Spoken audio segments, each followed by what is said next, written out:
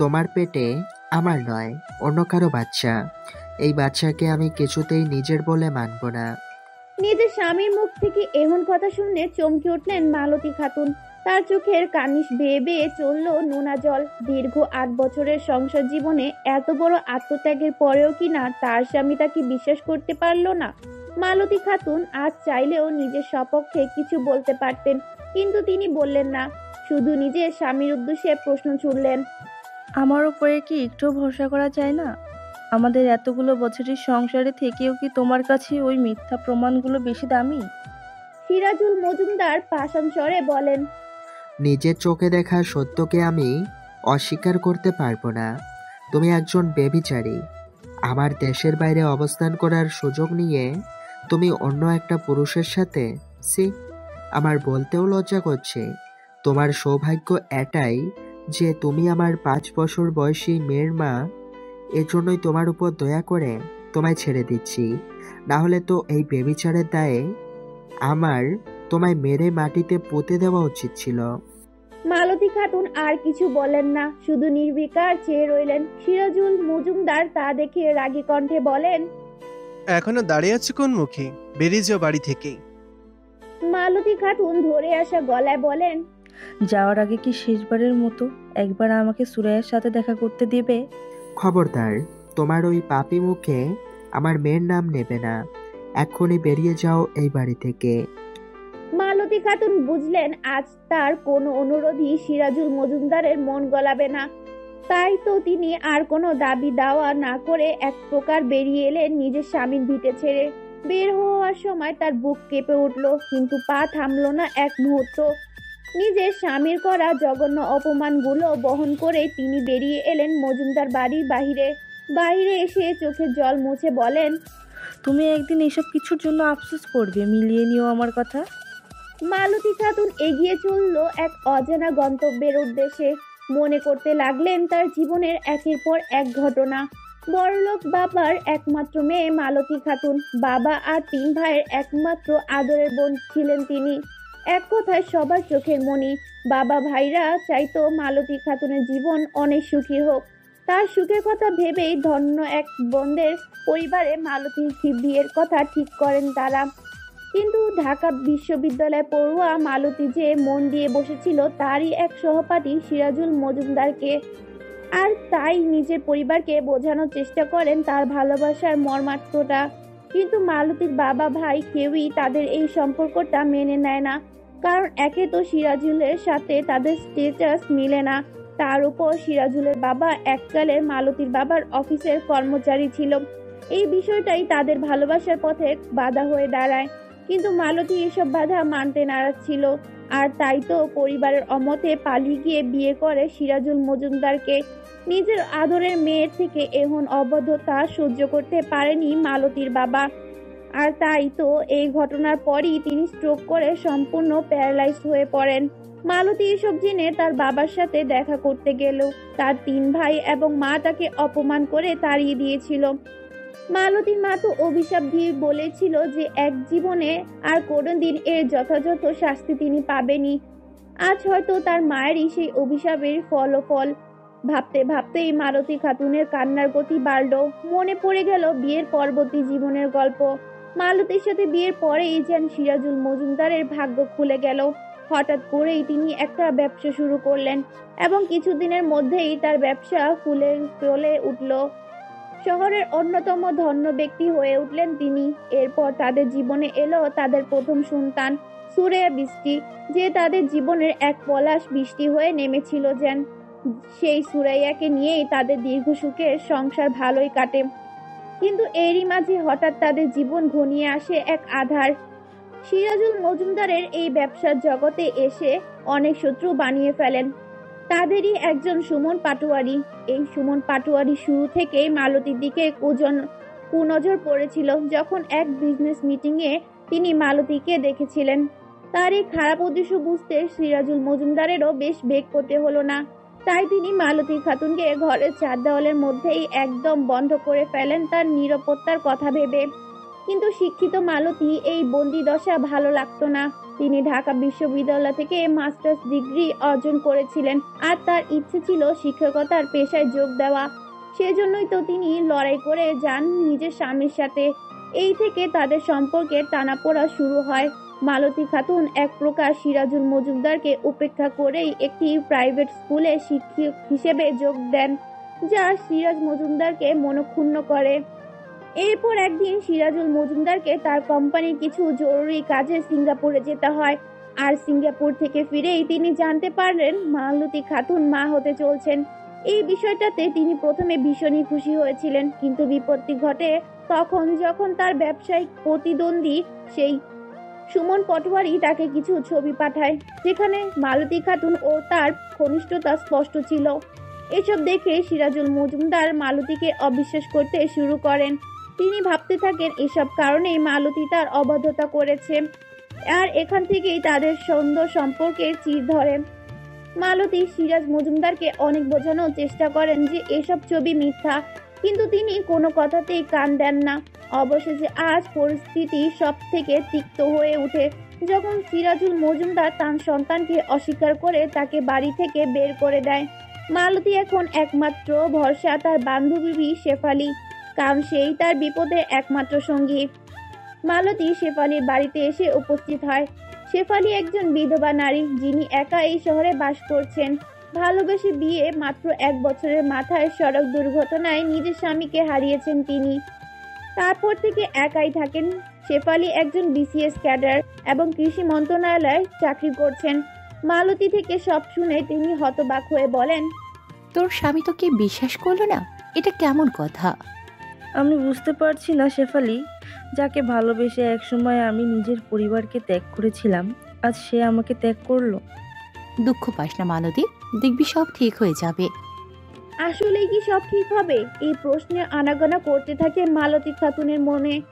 অন্যদিকে 5 বছর বয়সী ছোট্ট সুরাইয়া মলিন চোখে তাকিয়েছে তার বাবার দিকে। সিরাজুল মজুমদার ক্ষিপ্ত হয়ে সবকিছু গোছগাছ করছেন।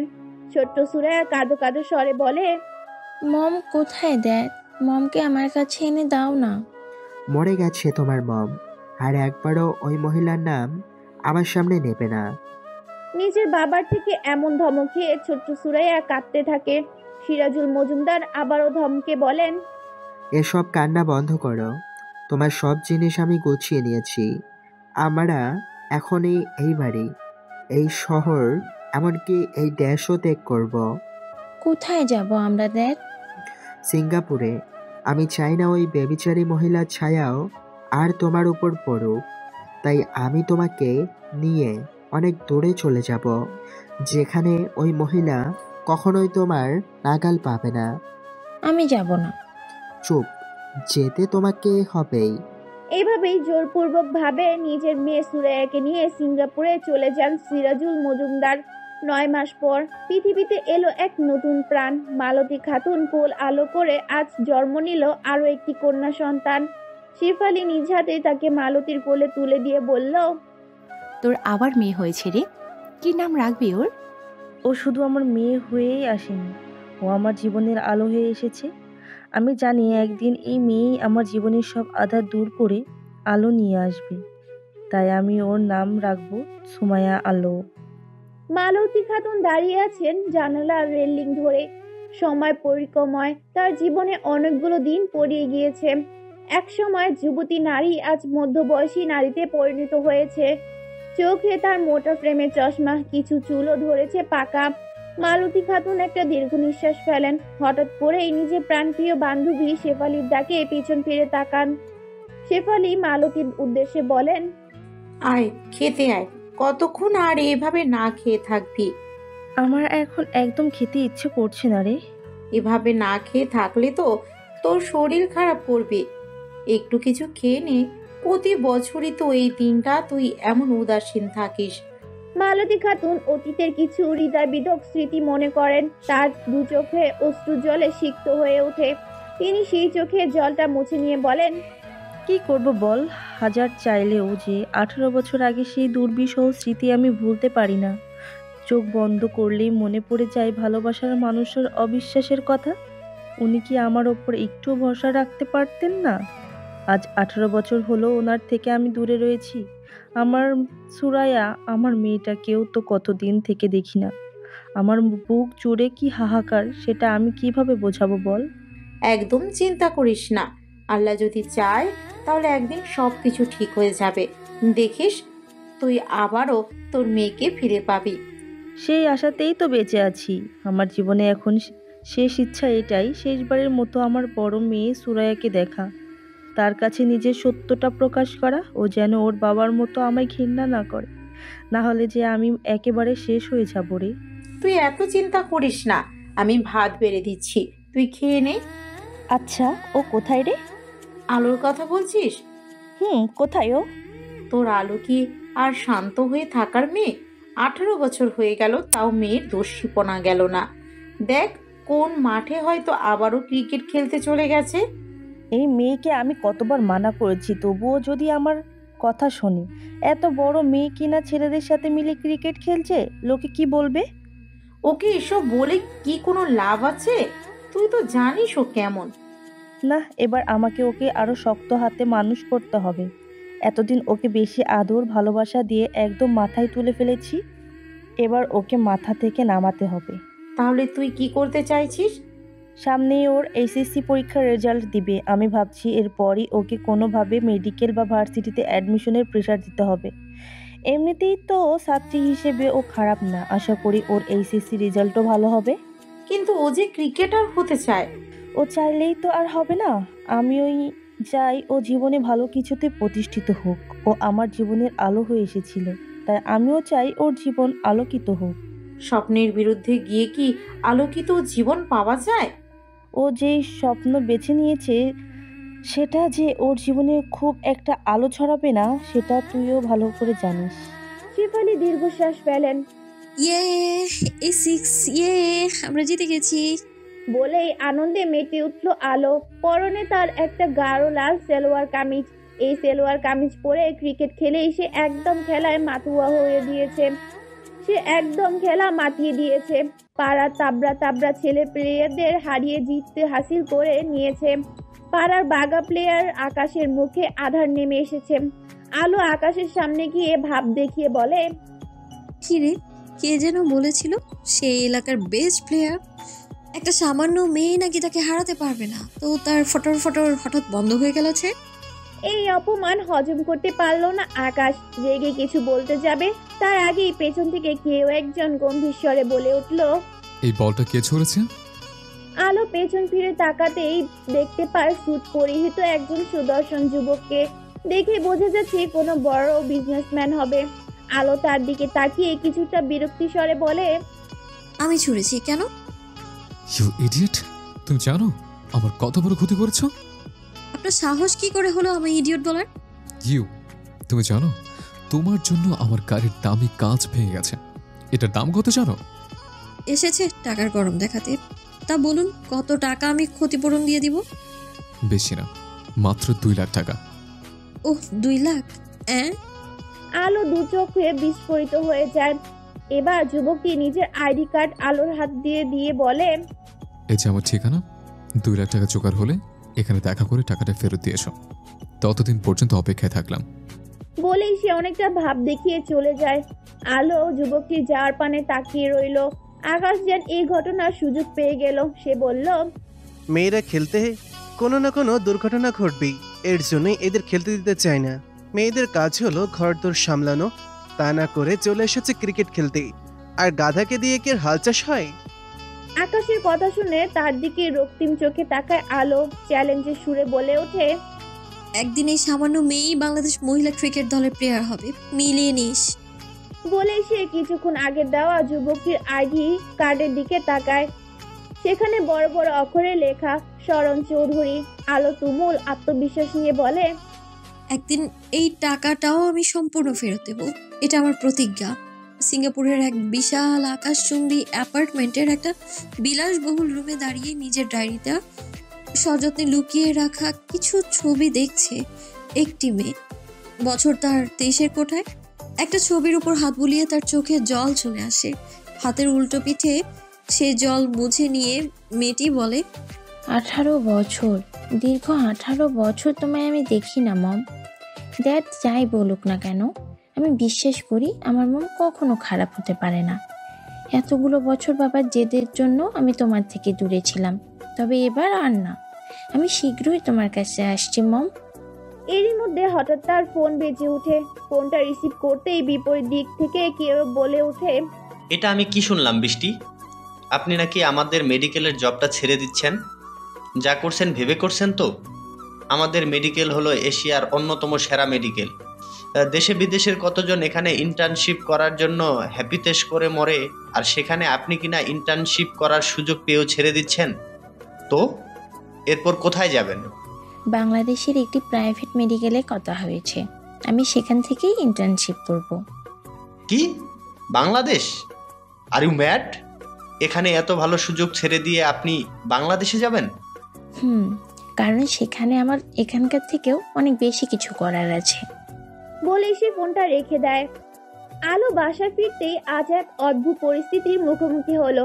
মালতী খাতুন তার মায়ের যে নরম রূপ এতদিন ধরে দেখতে অভ্যস্ত, আজ তার রাগী রূপও দেখে নিল আলো।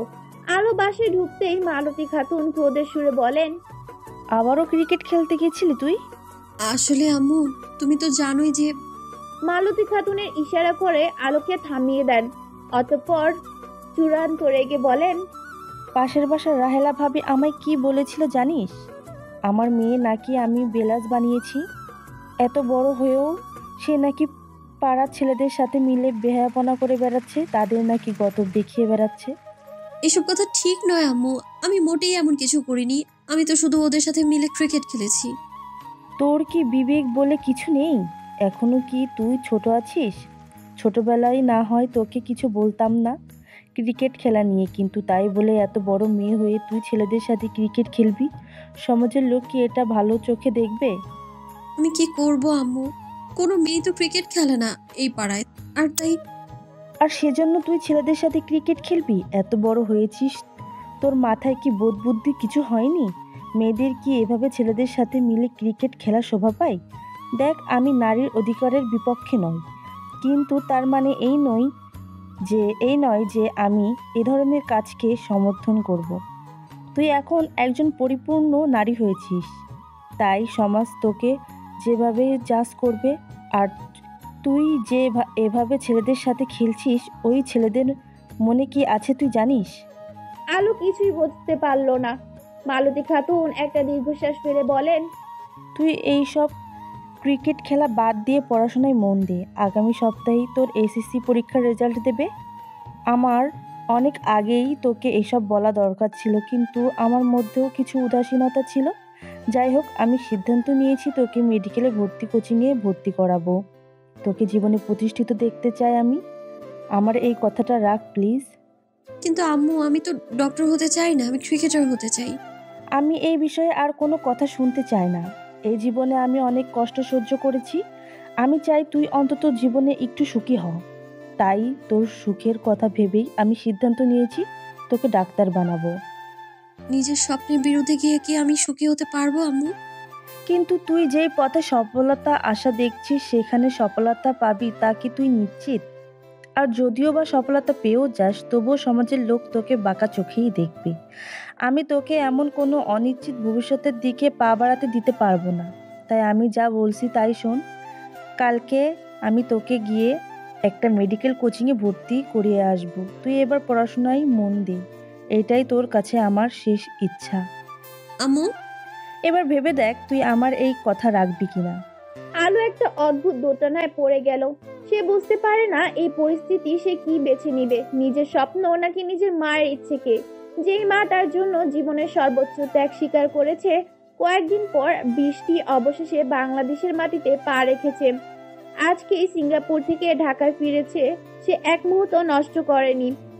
নিজেদের পুরনো বাড়ি থেকে শুরু করে যত আত্মীয় স্বজনের কথা তার মনে ছিল, তাদের সবার সাথে যোগাযোগ করেছে শুধুমাত্র নিজের মায়ের খোঁজ করার জন্য, কিন্তু কেউ তাকে মালতী খাতুনের খোঁজ দিতে পারেনি।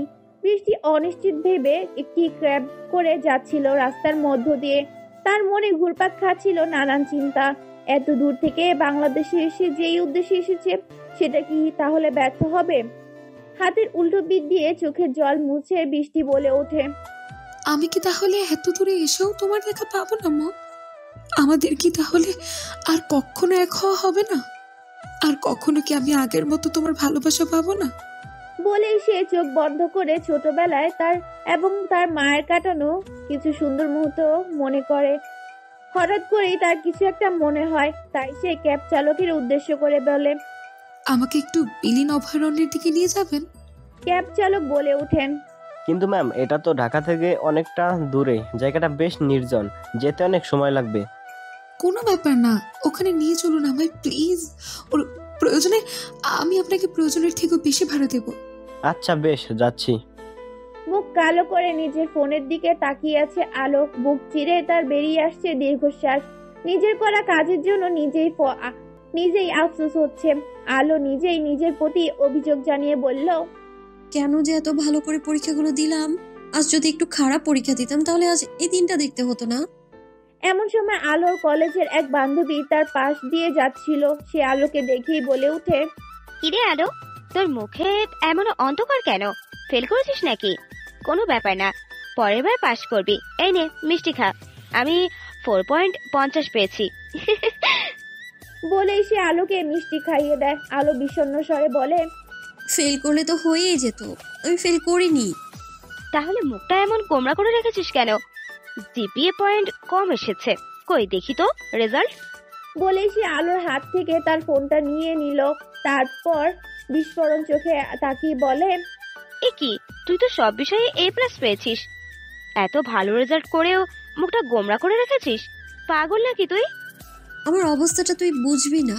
আজ যদি ফেল করতাম কতই না ভালো হতো। এখন আমায় না চাইতেও মেডিকেলের জন্য পড়তে হবে, আবার এখন চাইলেও মেডিকেল এক্সাম খারাপ দিতে পারবো না, কারণ আম্মুকে কথা দিয়ে ফেলেছি। এখন এইচএসসি দেওয়ার সময় তো কথা দেইনি, তাই রেজাল্ট খারাপ আসলে যদি কোনোভাবে আমাকে এই ডাক্তারি পড়া থেকে রেহাই পাওয়া যেত, ভালোই হয়ে যেত। তাহলে এখন আমাকে নিজের স্বপ্ন বিসর্জন দিয়ে ডাক্তারি পড়তে হবে, তোর ভালো লাগে না। বলে সে সামনের দিকে চলতে থাকে। তার বান্ধবী পেছন থেকে জিজ্ঞেস করে, কিরে, এখন আবার কোথায় যাচ্ছিস? যাচ্ছি একটু শান্তির খুঁজে, বিলীন অভয়ারণ্যের দিকে। ও, একটু তাড়াতাড়ি ফিরে আসিস, জায়গাটা তো আবার বেশি ভালো না। চাপ নেই, এখান থেকে তো কাছেই আছে।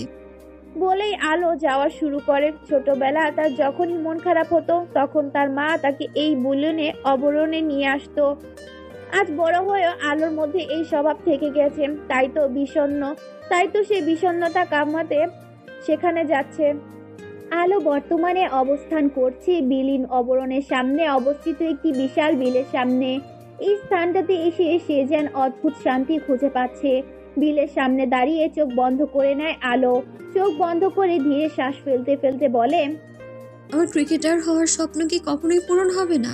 মায়ের আবদারের কাছে কি হেরে যেতে হবে আমার স্বপ্নকে? আলো যখন চোখ বন্ধ করে নেয় এসব ভাবছিল, তখনই ধীর পায়ে হেঁটে ঠিক তার পাশে এসে দাঁড়ায় অন্য একটি মেয়ে। সে আর কেউ নয়, বৃষ্টি। বৃষ্টিও বিলের সামনে এসে চোখ বন্ধ করে বলে, আমি কি আর কখনো নিজের মম খুঁজে পাবো না? ছোটবেলার মতো আর মায়ের কোলে মাথা রাখতে পারবো না? ভাগ্য কি এতটাই নিষ্ঠুরতা দেখাবে আমায়? দুই বোন যাদের মধ্যে রক্তের সম্পর্ক বিদ্যমান, আজ একে অপরের পাশে দাঁড়িয়ে, অথচ তারা একে অপরকে সম্পর্কে অকবিত নয়। দুজনই আজ ভিন্ন ভিন্ন উদ্দেশ্যে আজ এখানে এসেছে। দুজনের প্রত্যাশাও ভিন্ন। তবে কি তাদের জীবন কেটে যাবে ভিন্ন পথের যাত্রী হিসেবে, নাকি কোথাও গিয়ে মিলবে তাদের এই পথ? আলো হঠাৎ করে চোখ খুলে নিজের পাশে কারো উপস্থিতি টের পেয়ে খানিকটা ভয় পায়। ডান পাশে ফিরে তাকাতেই বৃষ্টিকে দেখে চমকে ওঠে এবং সামান্য চিৎকার করে পিছিয়ে যায়। বৃষ্টিও চোখ খুলে আলোকে দেখে বলে, এনি প্রবলেম? আলো এবার ভালো করে বৃষ্টিকে পরখ করে। লং জিন্সের সাথে টপস পরিহিত একটি মেয়ে, চুলগুলো ছোট করে সাটা, সাজ পোশাক দেখে বেশ ধনী এবং আধুনিক পরিবারের মেয়েই মনে হচ্ছে। আলো পরিস্থিতি স্বাভাবিক করতে বৃষ্টির দিকে তাকিয়ে সামান্য হেসে বলে, আসলে এই স্থানটা তো বেশ নির্জন, সচরাচর এদিকে কেউই আসে না, তাই হঠাৎ নিজের পাশে অন্য কারো অস্তিত্ব টের পেয়ে ভয় পেয়ে গেছিলাম। বৃষ্টিও এবার চকিত হয়ে আলোর দিকে তাকায়। লাল সালোয়ার কামিজ পরিহিত এই মেয়েটির এমন সহজ সরল স্বীকারোক্তি তাকে মুগ্ধ করে। বৃষ্টিও স্মিত হেসে বলে, ও বুঝলাম, তুমিও তাহলে এখানে একান্তে নিজের বিষণ্ণতা কমাতে এসেছো। কিছু মনে করো না, তুমি বলে ফেললাম। আসলে তোমাকে আমার থেকে বেশ ছোটই লাগছে। আর বলেই থেমে যায় বৃষ্টি। এই মেয়েটিকে একটু আগেই দেখলো সে, তবে প্রথম দেখাতেই কেন জানি তার কেমন আপন আপন অনুভূতি আসছে, যেন মেয়েটা তার অনেক দিনের চেনা। আলো লাজুক হেসে বলে, না, কোনো ব্যাপার না। আপনি আমায় তুমি করেই বলতে পারেন।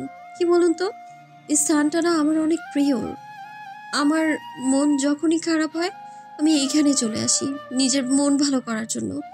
আর অদ্ভুতভাবে আমার মন ভালো হয়েও যায়। ও আচ্ছা। বলেই বৃষ্টি নিজের ফোন বের করে। বারবার সিঙ্গাপুর থেকে তার বাবা সিরাজুল মজুমদার তাকে ফোন করছে। বৃষ্টি বারবার মতো এবারও কেটে দেয়। অতঃপর মনে মনে বলে, বিগত 18টা বছর ধরে তুমি আমাকে মমের কাছ থেকে দূরে রেখেছিলে ড্যাড, তবে এবার আর আমি তোমাকে সেই সুযোগ দেব না। একবার যখন আমি বাংলাদেশে আসতে পেরেছি তখন আমি মমকে খুঁজে বের করবই। আলো হঠাৎ করে বৃষ্টির চেহারার দিকে লক্ষ্য করে। তার উদাসীনতা টের পেয়ে বলে, আচ্ছা, আপনিও কি আমার মতোই কোন বিষয় নিয়ে চিন্তিত? জানো, আমি অনেক দিন থেকে আমার খুব কাছের একজন মানুষের থেকে দূরে রয়েছি। এতগুলো বছর তার থেকে দূরে থেকে আমি কি ভয়াবহ মানুষের যন্ত্রণার মধ্যে দিয়ে গেছি তা বলে বোঝাতে পারবো না কাউকে। আমার সেই আপনজনকে খোঁজার জন্যই তো ভিন দেশ থেকে পাড়ি জমালাম নিজের মাতৃভূমিতে।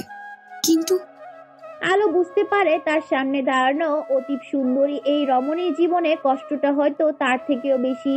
সে তো নিজের স্বপ্ন ভেঙে যাওয়ার জন্য কষ্ট পাচ্ছে, অথচ এই মেয়েটা কতদিন ধরে নিজের আপনজনকে খুঁজে চলেছে। নিশ্চয় এতগুলো বছর ধরে মেয়েটার মনে এক গভীর ক্ষত বয়ে নিয়ে বেড়াচ্ছে। এসব কথা চিন্তা করে আলো বৃষ্টির উদ্দেশ্যে বলে, আশা করি আপনি আপনার সেই কাছের মানুষটাকে খুব শীঘ্রই খুঁজে পাবেন। আলোর কথায় বৃষ্টি কিছুটা ভালো অনুভব করে। অতঃপর আলোকে জিজ্ঞেস করে, তোমার নামটা কি? আমার নাম সুমাইয়া আলো। আর আপনার? আমার নাম সুরাইয়া বৃষ্টি। বাহ, আমার আর আপনার নামের মধ্যে কতই মিল, তাই না? তাই তো দেখছি। আসলে আলোকে মালতী খাতুন তার বাবা এবং বোনের ব্যাপারে কিছুই বলেনি। ছোট থেকে আলো জেনে এসেছে তার মা একজন সিঙ্গেল মাদার এবং তার একমাত্র সন্তান সে। বাবা সম্পর্কে যতটা জেনেছে, তার জন্মের আগেই তার বাবা মায়ের বিচ্ছেদ সম্পূর্ণ হয়। অন্যদিকে বৃষ্টিও জানে না তার মা প্রেগনেন্ট ছিল এবং তার একটি বোনও আছে। সে শুধু জানে তার বাবা আর মায়ের বিচ্ছেদের কথা। এই জন্যই দুই বোনের এক বোনও একে অপরের অস্তিত্ব সম্পর্কে ওয়াকিবহল নয়। এদিকে বৃষ্টি হঠাৎ করে বলে, তোমার বাসা কি এখান থেকে কাছেই? হ্যাঁ, এই তো এখান থেকে সামান্য দূরেই। ও। বৃষ্টি আর আলো সীমিত আলাপ এখানেই শেষ হয়। এরই মধ্যে বৃষ্টির ফোনে আবারও বেজে ওঠে। সে ভাবে হয়তো তার বাবা আবারও তাকে ফোন করেছে, কিন্তু ফোনটা হাতে নিতেই দেখে তার বাবা না, অন্য একজন তাকে ফোন করেছে। বৃষ্টি ফোনটা রিসিভ করতেই বিপরীত দিক থেকে বলে ওঠে, মিস সুরাইয়া বৃষ্টি বলছেন? জি, আপনি কে? আমি এভারগ্রিন হাসপাতাল থেকে বলছি। আজ তো আপনার এখানে ইন্টার্নশিপ কোর্স জয়েন করার কথা ছিল। আজ তো ওরিয়েন্টেশন ক্লাস ছিল, আপনি তো এলেন না। কোনো সমস্যা হয়েছে কি? আসলে কিছু সমস্যায় ফেঁসে গেছিলাম, আর সে কারণে। ও, বুঝতে পেরেছি। যাই হোক, এরপর ক্লাসগুলোয় আপনার উপস্থিতি কাম্য করছি। জি, আমি চেষ্টা করব উপস্থিত থাকার। ফোনটা রেখে দেয় বৃষ্টি। অতঃপর সে আলোর দিকে তাকিয়ে বলে, ভালো থেকো আলো, আমায় এখন যেতে হবে। আপনিও ভালো থাকবেন। একে অপরের দিকে তাকিয়ে তারা হাসি বিনিময় করে। অতঃপর বৃষ্টি আলোকে বলে, আর তুমি এখান থেকে নিজের বাসায় যাও এখন। জায়গাটা বেশ নির্জন, এভাবে একা থাকা সেফ নয়। জি, আমি এক্ষুনি ফিরবো। বৃষ্টি ফেরার জন্য পা বাড়ায়, তবে চলে আসার সময় কেন জানি বারবার তার মনে হচ্ছিল আপন কারো থেকে দূরে সরে যাচ্ছে। আলো ও কেন জানি বৃষ্টিকে ভীষণ আপন লাগে। তবে তাদের প্রথম দেখার সমাপ্তি ঘটে এখানেই। কোথায় গেছিলি তুই? একটু বিলীন অভয়ারণ্যের দিকে গিয়েছিলাম। কেন? তোর চিন্তায় চিন্তায় তোর মা অস্থির হয়ে গেছে। এখন তুই গিয়ে তোর মাকে সামলা। আলো রুমে এসেই দেখতে পায় তার মা রুমে বিছানায় শুয়ে আছে। আলো ভয়ে ভয়ে রুমে প্রবেশ করে। অতঃপর একটা দীর্ঘ নিঃশ্বাস ফেলে বলে, আম্মু কিছু বলবে? কিন্তু বিপরীত দিক থেকে কোনো উত্তর আসে না। আলো বলে, আসলে আমি একটু বিলীন অভয়ারণ্যের দিকে গিয়েছিলাম। আমার রেজাল্টের ব্যাপারে জানো আম্মু, আমি জিপিএ 5 পেয়েছি। তুমি খুশি হওনি? কিন্তু তবুও কোনো প্রতি উত্তর আসছে না। আলো এবার তার মায়ের হাত ধরে বলে, আম্মু কিছু বলছো না কেন? এমন সময় সে উপলব্ধি করতে পারে মালতী খাতুনের জ্ঞান নেই। আলো চিন্তিত হয়ে বলে ওঠে, কি হয়েছে তোমার আম্মু? তুমি কথা কেন বলছো না? শেফালি আন্টি, তুমি দেখো না আম্মু কেন যেন রেসপন্স করছে না।